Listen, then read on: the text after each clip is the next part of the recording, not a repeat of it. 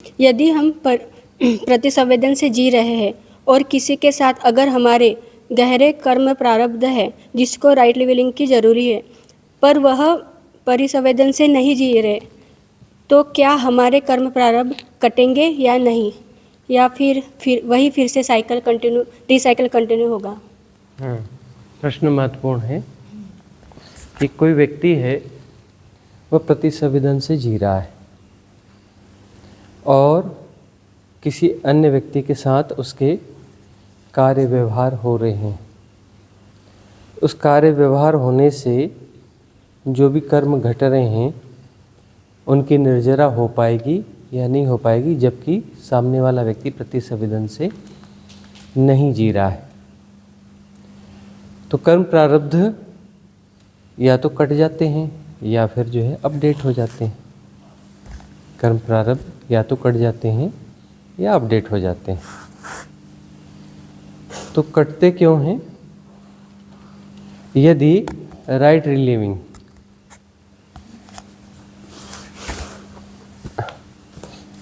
Relieving से वह cut जाते हैं, ठीक से प्रामाणिक तरीके से जिए जाए, पुराने हैं यदि तो, और यदि कोई घटना घट रही है तो उस समय जो है, उस समय वह प्रामाणिक तरीके से जी रहा है, मतलब प्रतिसंवेदन से जी रहा है। प्रतिसंवेदन से जी रहा है मतलब हियर एंड नाउ जी रहा है।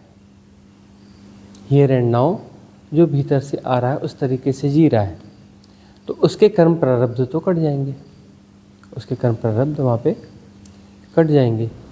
अब जो उसका क्या होगा, जो सामने वाला व्यक्ति है वह प्रतिसंवेदन से नहीं जी रहा है, तो उसके कर्म प्रारब्ध अपडेट होकर के उसके साथ चले जाएंगे, लेकिन इसके कट जाएंगे।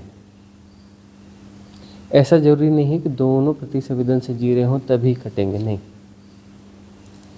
एक कोई व्यक्ति प्रतिसंवेदन से जी रहा है और उस दौरान कोई कर्म प्रारब्ध हैं उनको जिया जा रहा है, तो कर्म प्रारब्ध वहाँ पर वह श्रृंखला समाप्त हो जाती है, वह श्रृंखला फिर आगे नहीं चलती है। यदि दो व्यक्ति हैं और दोनों प्रतिसंवेदन में रहें और तब जाकर कर्म प्रारब्ध कटेंगे, ऐसी स्थिति हो, तो ऐसे आइडियल स्थितियाँ तो कभी रियली बनेंगी, तब तो मुक्त होना ही मुश्किल है। ऐसे तो बहुत सारे तौर तरीके हैं। ऐसे देखो कि कर्म प्रारब्ध यदि भोग के ही काटना हो तो भी मुश्किल काम है।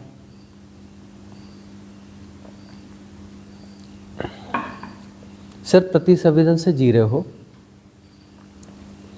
तो भी सारे कर्म प्रारब्ध कट जाएंगे, थोड़ा मुश्किल काम है। कब तक काटते रहोगे, कब तक काटते रहोगे और कितने काटते रहोगे? और दूसरी बात यह है कि कर्म प्रारब्ध कटते हैं तो नए बनते भी हैं।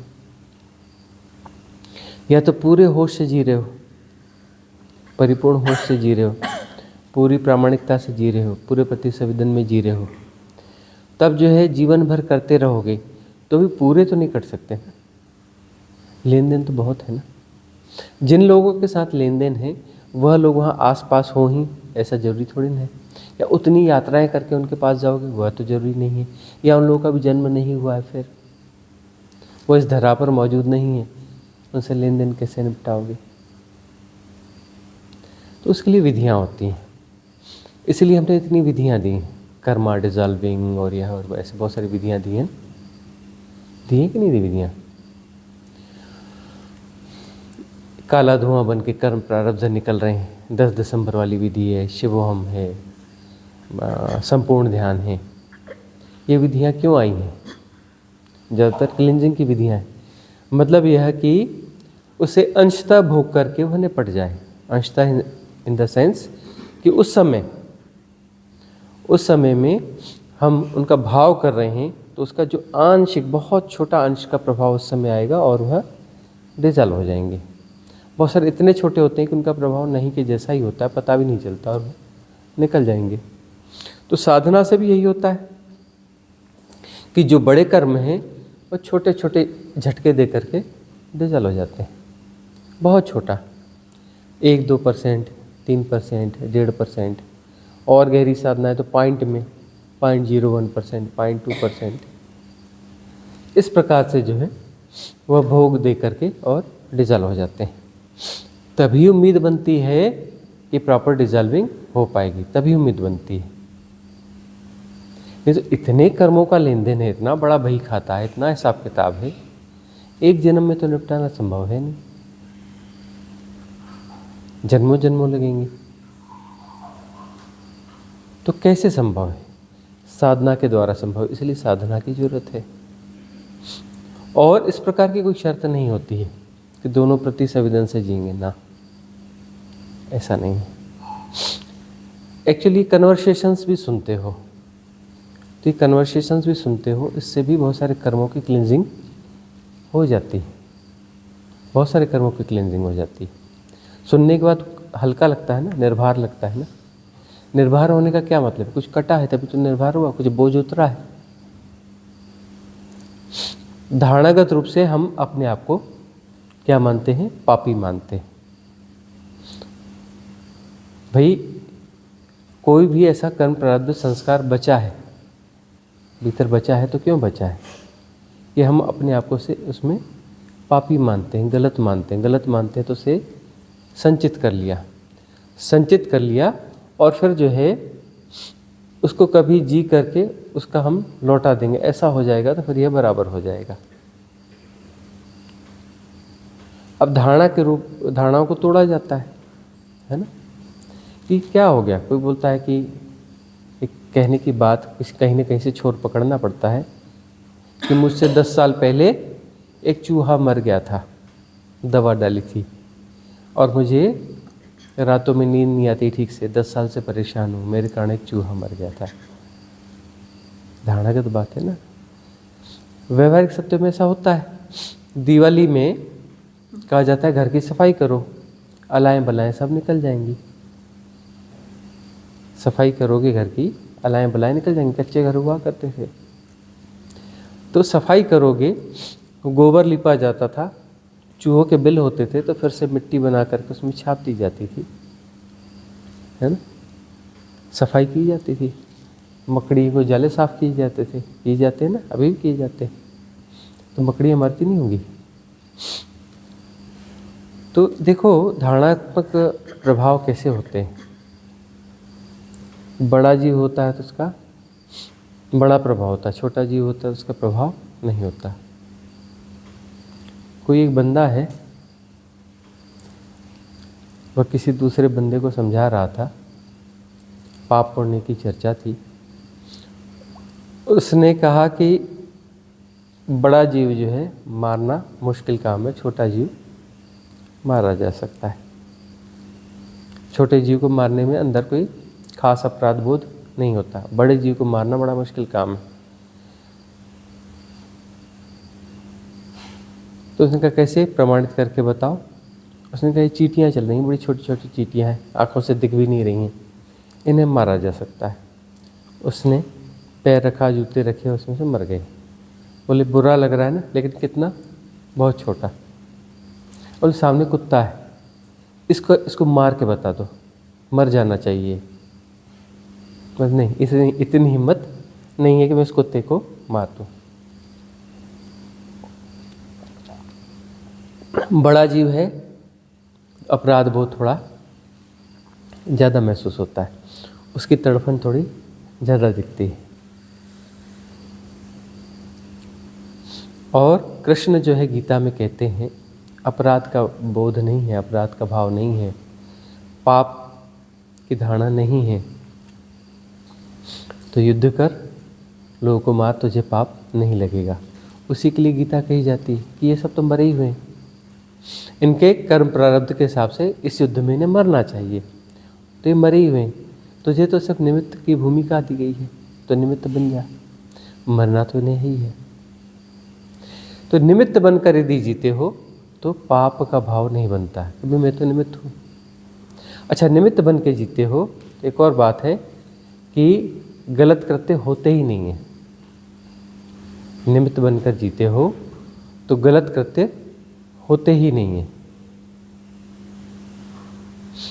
और निमित्त बनकर यदि नहीं जी रहे हो, मैं कर रहा हूँ, तो मैं के द्वारा जो भी किया जाएगा तो पाप ही बनेगा।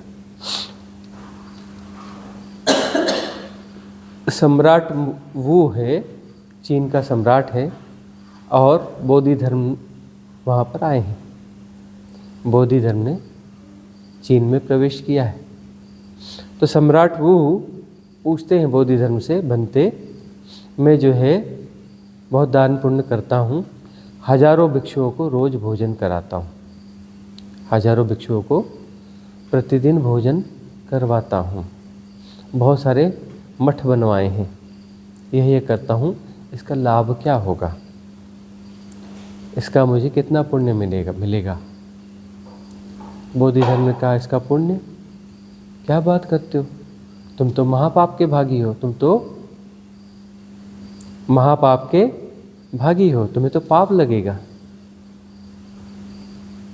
तो वह जो है घबराया, वो बोले नहीं नहीं, मैंने बहुत सारे बनते भिक्षुओं से पूछा है, सब कहते हैं कि इसका बहुत लाभ मिलेगा, बड़ा पुण्य मिलेगा। बोले नहीं, उन्होंने झूठ कहा है,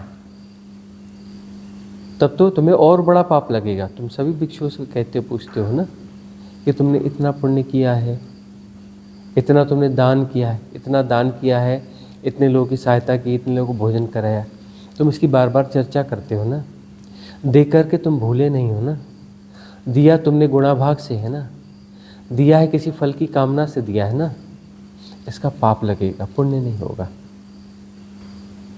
तुम महापाप के भागी हो गए हो, तुम जो है महापाप के भागी हो गए हो, इसका कोई पुण्य तुम्हें मिलेगा नहीं। इसलिए समझाया जाता है ना कि दान दो तो एक हाथ दे दो, दूसरे हाथ को पता नहीं चलना चाहिए। पता चल रहा है, कहीं भनक लगा रहे हो तो तुम पाप के भागी बनोगे, क्योंकि तुम किसी कामना से दे रहे हो, तुम किसी कामना से दे रहे हो। मैं दे रहा है तो पाप है, और निमित्त बन रहे हो, कह रहे तेरा तुझको अर्पण, तूने ही दिया है, कोई सही जगह पे देना है दे देते रहे, कहीं दान करना है, कहीं पुण्य करना है, कहीं भोजन कराना है, तेरा तुझको अर्पण। इस प्रकार से दे दिया, मेरा तो है ही नहीं, तेरा ही है, तेरे तूने दिया ही इसलिए, आगे देना है हम दे देते हैं, तू जान, हमें क्या लेना देना। उससे क्या होगा कि वहाँ पर पुण्य होगा, निमित्त बनोगे। पुण्य का लाभ क्या होगा, पुण्य का लाभ तो हो ही गया ना, निमित्त बनने को जी रहे हो तो पुण्य का लाभ तो ले ही लिया ना। अरे मैं विसर्जित हो गया, इससे बड़ा और क्या पुण्य होगा। उस देने में परीक्षा हो गई ना, निमित्त की तरह दिया, भीतर कोई बोझ बनाया नहीं, गुणा भाग बनाया नहीं, कोई रिकॉर्ड बनाया नहीं।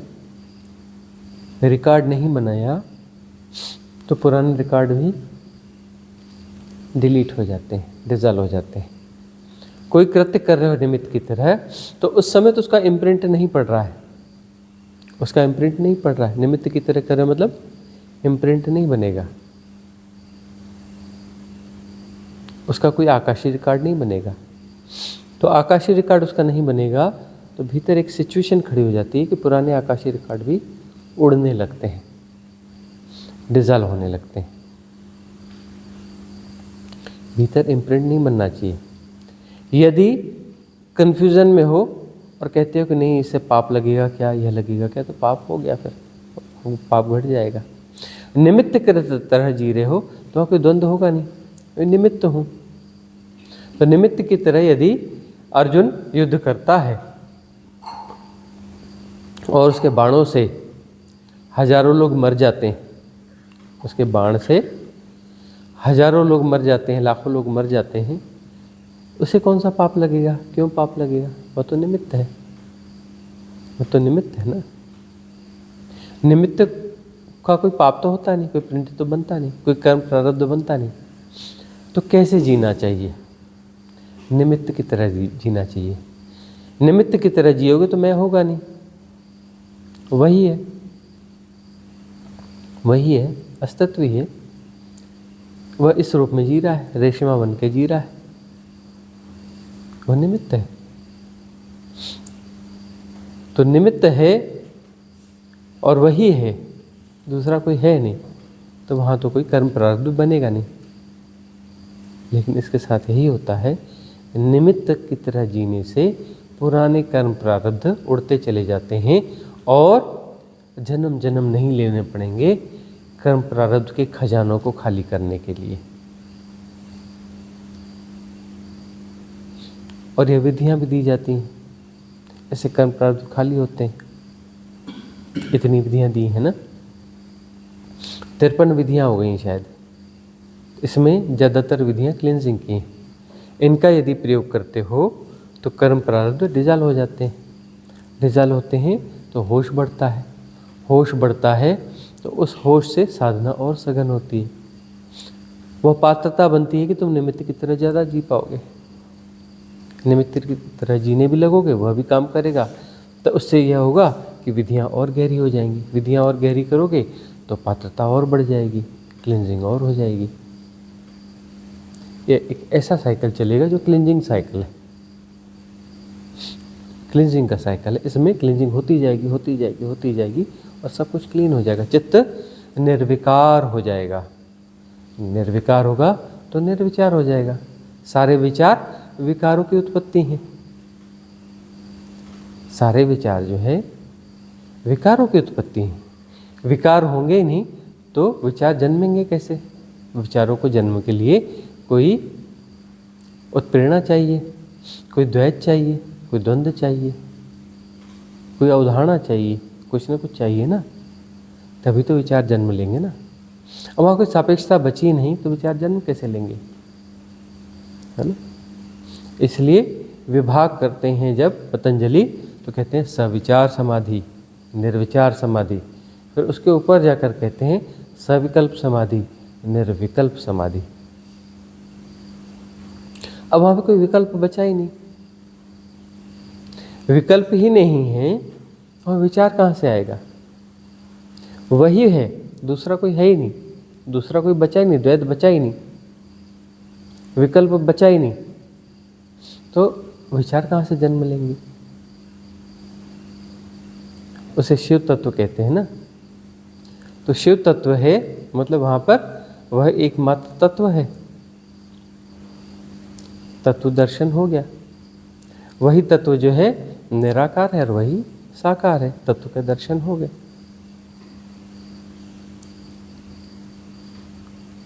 तो वहाँ पर अब कोई विकल्प बचा ही नहीं। विकल्प बचा नहीं तो निर्विकल्प, तो निर्विकल्प समाधि होगी। अब कोई विकल्प नहीं है तो विचार की संभावना नहीं है, द्वंद्व की संभावना नहीं है, भटकने की संभावना नहीं है। वहाँ पर निमित्त ही हो। कॉस्मिक रिदम को जो जी रहा है वह निमित्त को जी रहा है, वह निमित्त बन गया है। निमित्त का बनना मतलब कॉस्मिक रिदम को जी रहे हैं। कॉस्मिक रिदम को जी रहे हैं मतलब प्रतिसंवेदन से जी रहे हैं। प्रतिसंवेदन से जी रहे हैं मतलब आकाशीय रिकॉर्ड नहीं बनेंगे, कर्मों की श्रृंखला नहीं बनेगी और पुराने जो संचित कर्म हैं वह भी उड़ने लगेंगे, विड्रॉ होने लगेंगे।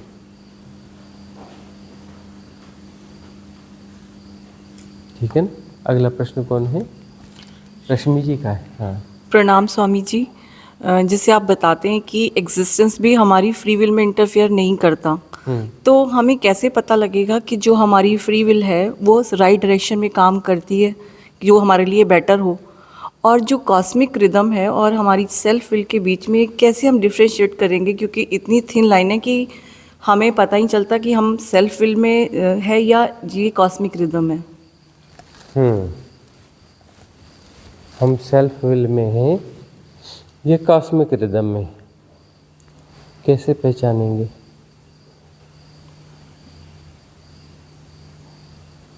कैसे पहचानेंगे कि हम निमित्त की तरह जी रहे हैं या फिर जो है हम द्वंद्व और द्वैत में जी रहे हैं, अपने सेपरेशन को जी रहे हैं? कैसे पहचानेंगे?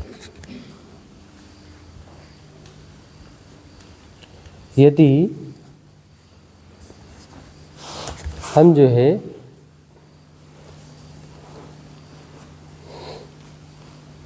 कॉस्मिक रिदम को नहीं जी रहे हैं, अपने सेपरेशन को जी रहे हैं, तब वहाँ पर द्वंद्व होगा ही होगा, वहाँ पर द्वंद्व होगा ही होगा। कोई भी निर्णय भीतर से नहीं आएंगे, निर्णय मन से लिए जाएंगे और मन से लेते वक्त एकाएक नहीं लिए जाएंगे, बीच में द्वंद्व को भोगना पड़ेगा, विकल्प बने होंगे, यह किया विकल्प रहेंगे और विकल्पों में से किसी एक को चुनना मुश्किल होगा, क्योंकि बहुत सारी प्रायोरिटीज़ को दिया जा रहा है। हर प्रायोरिटी कहेगी कि नहीं, फॉलो मी।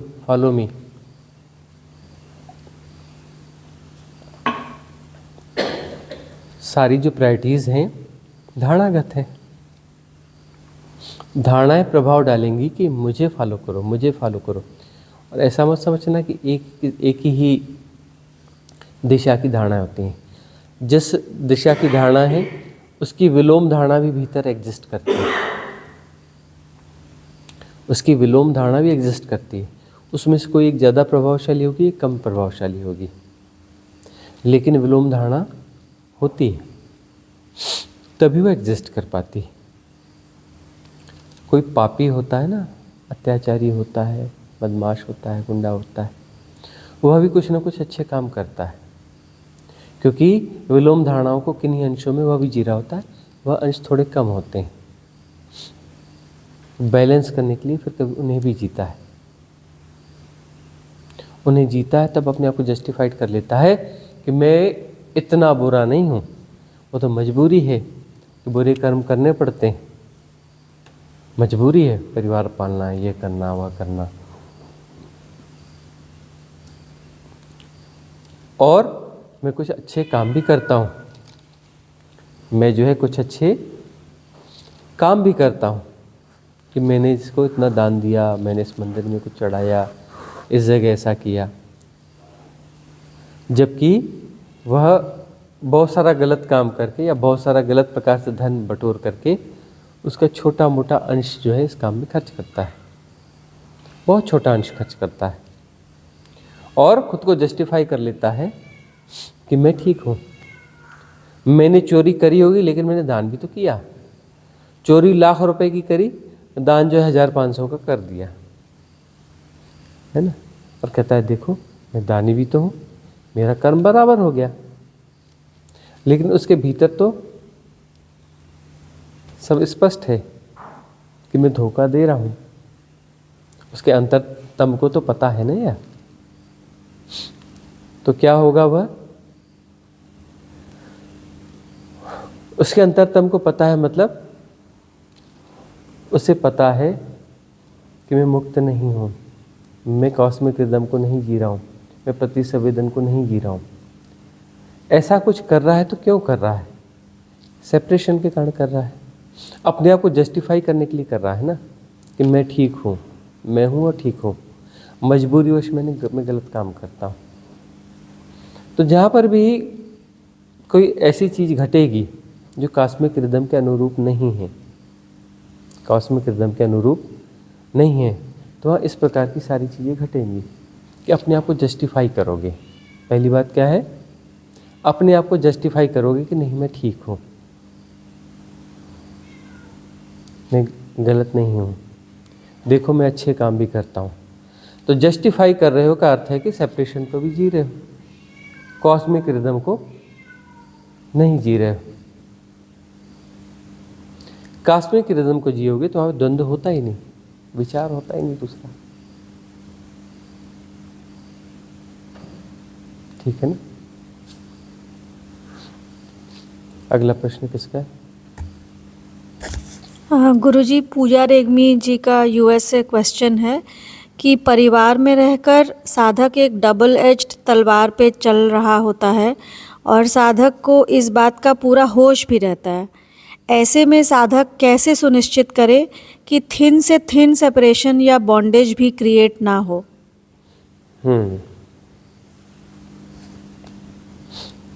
तलवार की धार पर चलना सिर्फ गृहस्थ के लिए है ऐसा नहीं है। कोई भी मनुष्य है वह साधना की राह में चल रहा है, वह तलवार की धार पर ही चलना है और डबल एज्ड ही है हमेशा। सेपरेशन जो है कहीं भी जाएगा तो काटेगा ही, वह काटता ही।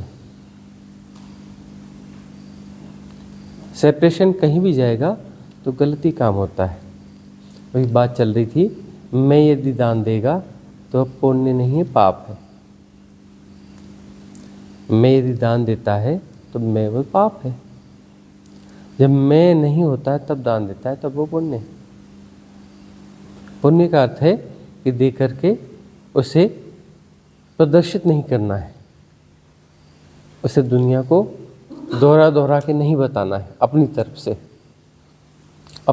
नहीं उसको हाईलाइट नहीं करना है। अपनी तरफ से हाईलाइट कर रहे हो मतलब कॉज ही कुछ है, दान है ही नहीं। तो मैं जो करेगा गलत कर जाएगा और मैं नहीं है तो सब सही है। मैं जब मिट गया तब अर्जुन ने युद्ध किया, निमित्त की तरह किया, और वहाँ पर फिर कोई भी पाप नहीं है। तो होश एकमात्र वह चीज़ है जो साधक को चाहिए। होश यदि है तो होश के साथ मैं नहीं रहता। होश और मैं की आपस में दोस्ती नहीं है।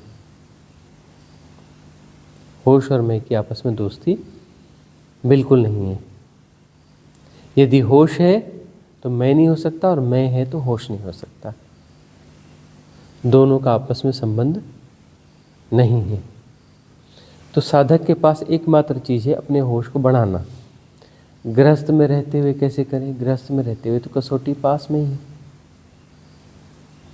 जंगल में कोई साधु रह रहा है, एकांत में रह रहा है, उसे लगता है कि मैं शांत हो गया, तो शांत हो गया तो उसका कसौटी क्या है?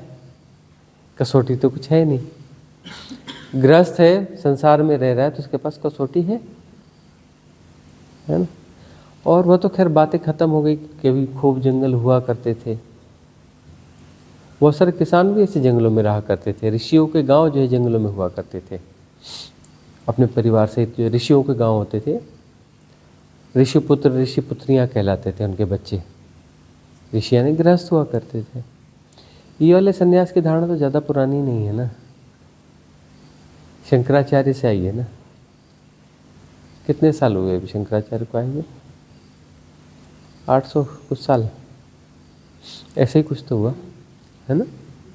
800 कुछ साल हुए ना। उसके पहले तो गृहस्थ वाला ही सन्यास था।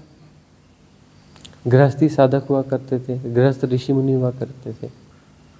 रेयर वन होता था जो कि बैचलर हुआ करता था, जनरली गृहस्थ हुआ करते थे। ब्रह्मचर्य जो है एक जीवन के काल तक हुआ करता था। ब्रह्मचर्य यानी 25 की उम्र या 28 की उम्र तक जो है ब्रह्मचर्य साधा जाता था, उसके बाद गृहस्थी में जाया जाता था। रेयर वन हुआ करते थे। बाद में इसके प्रयोग चालू हुए कि ब्रह्मचर्य के माध्यम से उस ऊर्जा को डाइवर्ट किया जाए। पहले जो है एकदम गुरुकुल में ही उस तरीके से जिया जाता था, उस ऊर्जा को डाइवर्ट कर ही लिया जाएगा। वो हमने विज्ञान बताया। 4 साइकिल हैं, 7 + 4 28 साल, 7 14 21 28 हमने बताया है ना। तब जो है उस ऊर्जा को वहाँ पर डाइवर्ट कर लिया जाता था। लेकिन ऊर्जा को इस प्रकार से डाइवर्ट करना जरूरी ही है ऐसा नहीं है। गृहस्थ हो गए तो मुक्ति नहीं हो सकती ऐसा बिल्कुल नहीं है। वह एक मार्ग है ना, वह एक मार्ग है। तो वही मार्ग है ऐसा थोड़ी ना, एक मार्ग है। वह तो अनेक मार्ग है ना। मुक्त होने के आत्मज्ञानी होने के, एनलाइटेंड होने के अनेक मार्ग हैं। उसमें ब्रह्मचर्य वाला मार्ग एक मार्ग है। तो ब्रह्मचर्य वाला यदि दावा करता है कि यही एक मार्ग है जिसमें कि विवाह न करो, फिजिकल रिलेशन डेवलप न करो, उससे ही मुक्त होगे, तो यह दावा जो है एकांगी दावा है, यह परिपूर्ण दावा नहीं। उनकी समझ सीमित है, इसलिए ऐसा कहते हैं। मार्ग बहुतेरे हैं, मार्ग सदा बहुतेरे हैं। और तलवार की धार पर चलना, लेकिन किसी भी मार्ग से चलोगे तलवार की धार पर चलना है। जो ज्ञान मार्ग है, उस ज्ञान मार्ग में वही ज्ञान मुक्त करता है, वही फंसा भी देता है। वह कुछ विशिष्ट धारणा बना लेगा, एक अलग हाइपोथेसिस क्रिएट कर लेगा। होता है ना, शब्द गढ़े गए मुक्ति के लिए गढ़े गए ना, आत्मा परमात्मा मुक्ति के लिए गढ़े गए ना, आखिर में बंधन बन गए, हाइपोथेसिस हो गई ना। तो जो चीज मुक्ति दे सकती है वह चीज फसावट भी दे सकती है, याद रखना। कोई भी दर्शन हो, कोई भी उपनिषद हो, कितने लोग हैं जो उपनिषदों का रट्टा जिनके पास है, एकदम धारा प्रवाह सुना देंगे, उसका विवेचन भी सुना देंगे। उपनिषद जो है ऐसे गाएंगे कि क्या कहना, उसका अर्थ भी बता देंगे, अर्थ भी अच्छे से ही बताएंगे, लेकिन उनके जीवन में देखोगे तो फ्लावरिंग है ही नहीं, सुगंध है ही नहीं। ऐसे पढ़ने और उससे होता तो फिर आसान काम था। अब क्या हुआ, वह चीज़ जो मुक्त कर सकती थी उसे फंसा दिया। अब यदि कोई सद्गुरु उसके आसपास से गुजरेगा या उसकी सत्संग में कभी वो बैठेगा, तो क्या वो समझ पाएगा उसकी पात्रता है? नहीं समझ पाएगा। सद्गुरु कोई बात बताएंगे तो बोले हाँ ये मैंने पढ़ी हुई है, वहाँ लिखी है, हाँ ये फलाने ने कहा था। ऐसे करोगे तो कभी नहीं समझ पाओगे।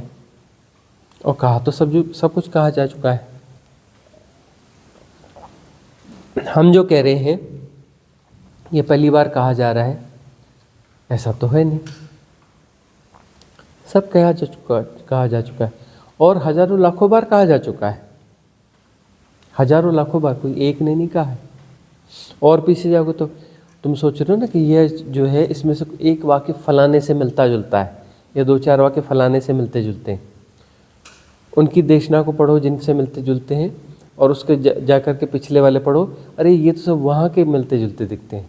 वहाँ जाओ जिसने कहा है उसको देखो, और उसके पीछे जाओ तो वहाँ से अरे ये तो यहाँ से मिलता जुलता है, और पीछे और पीछे और पीछे उसका सब मिलता चला जाएगा। सब कुछ कहा जा चुका है। तो कहने से कुछ नहीं होता, क्या उसे जिया जा रहा है? यदि जिया जा रहा है और तब वह वचन निकलता है, तब जीवंत होता है।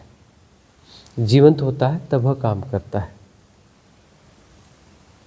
कोई नया नहीं कहते हैं, कोई भी सतगुरु हैं कोई नई बात नहीं कहते हैं, लेकिन उधार नहीं होता, नगद होता है, खुद का पाया हुआ होता है।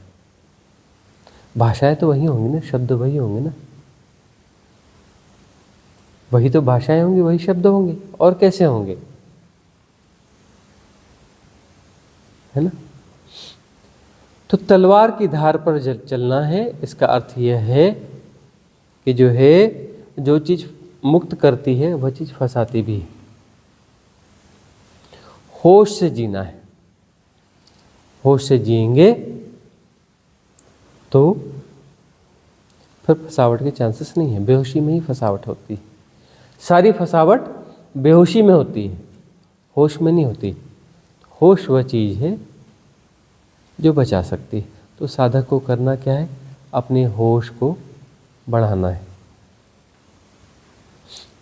होश को बढ़ाने के लिए क्या करना है, पार्ट टाइम साधना भी करनी है और फुल टाइम साधना भी करनी है। पार्ट टाइम में इंटेंस मेडिटेशन मेथड्स को अप्लाई करना है और फुल टाइम पूरे जीवन पे भी फैलाना है। चलना, खाना, पीना, सोना, एवरीथिंग, नौकरी चाकरी, कारोबार, संबंध, रिलेशन, बातचीत, सब में होश बना हुआ होना चाहिए। अपने आप को चलते हुए देखो, खाते हुए देखो, बात करते हुए देखो, सारे काम करते हुए देखना हो, विचारों को देखो, जो भी चीज़ है सबको सब देखना मात्र है। तटस्थ भाव से देखना, कूटस्थ होकर देखना।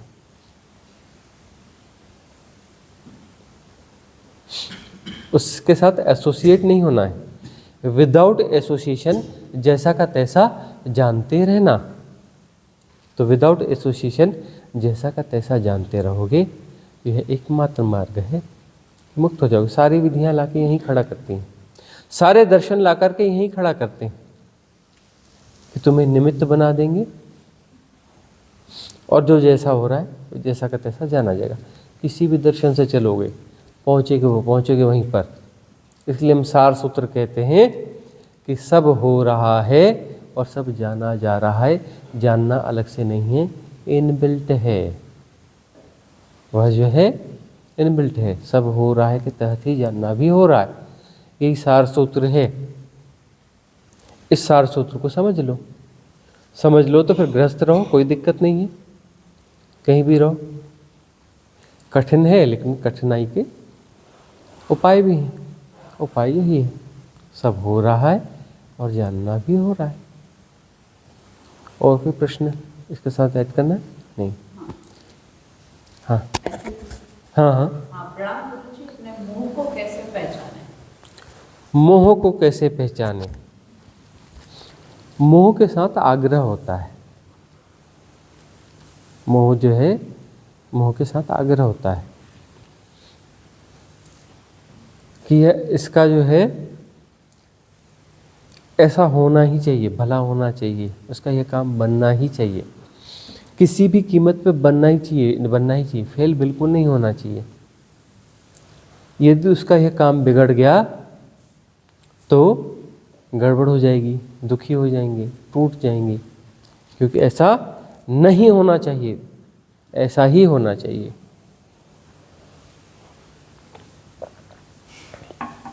एक तरीका ये होता है कि इसका यह हो जाए तो बहुत अच्छा, प्रयास कर लेते हैं। कर्म कर दो, फल की इच्छा मत करो। अब फल जो आया चल ठीक है भाई, जो आना था वो आ गया, अगला कुछ बनता है तो अगला कुछ कर देंगे।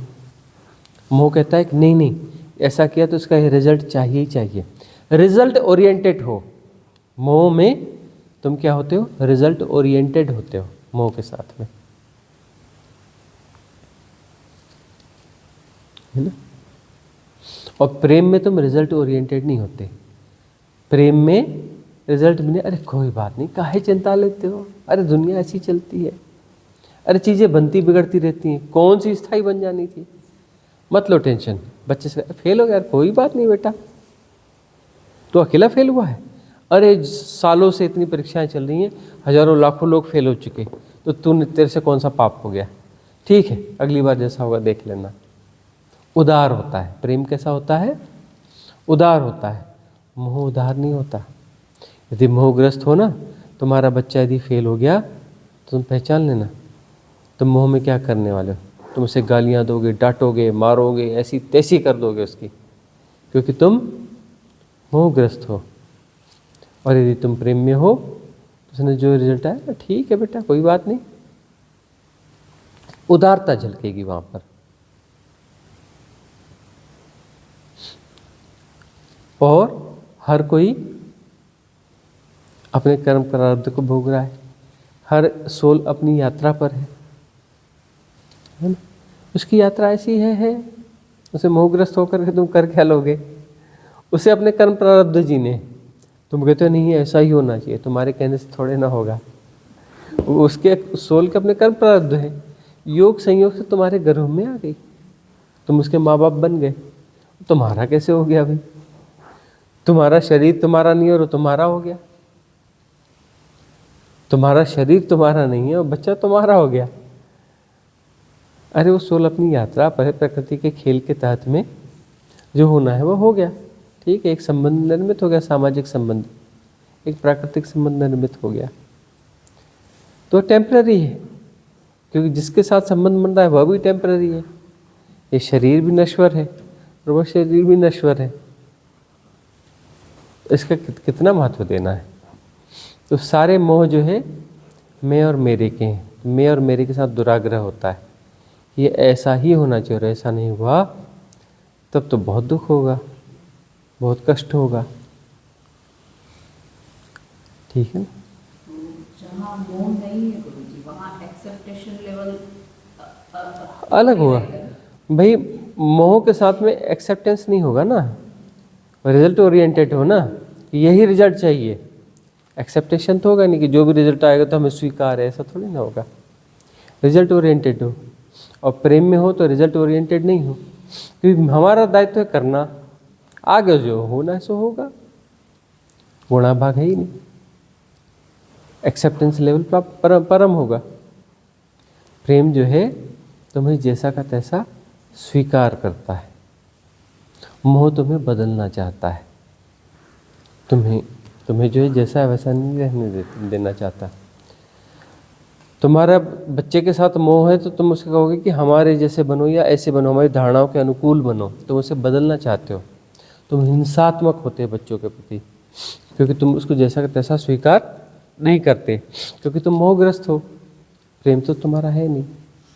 पति पत्नी को बदलना चाहते हैं, झगड़ते हैं, ऐसा नहीं ऐसा करो, मतलब मोह का संबंध है, मोहग्रस्त हो। प्रेम है नहीं। प्रेम का नाम देते होगे चोचले हैं। प्रेम में बदलने की बात तो होती ही नहीं। प्रेम में तो स्वीकार किया जाता है कि जैसे हो ठीक हो। लेकिन मोह के माध्यम से, आग्रह के माध्यम से तुम बदलना चाहते हो, वह व्यक्ति और नहीं बदलता, वह रिजेक्ट होता चलता है। और प्रेम में तुम सामने वाले व्यक्ति को बदलना नहीं चाहते, लेकिन वो बदलने लगता है, बदल जाता है। प्रेम में आप बदलना नहीं चाहते हो, वह बदल जाता है। मोह में आप बदलना चाहते हो, वह और बिगड़ जाता है, तुम्हारी धारणाओं के और प्रतिकूल चला जाता है। ठीक है ना? और कोई प्रश्न है? सभा समाप्त करें।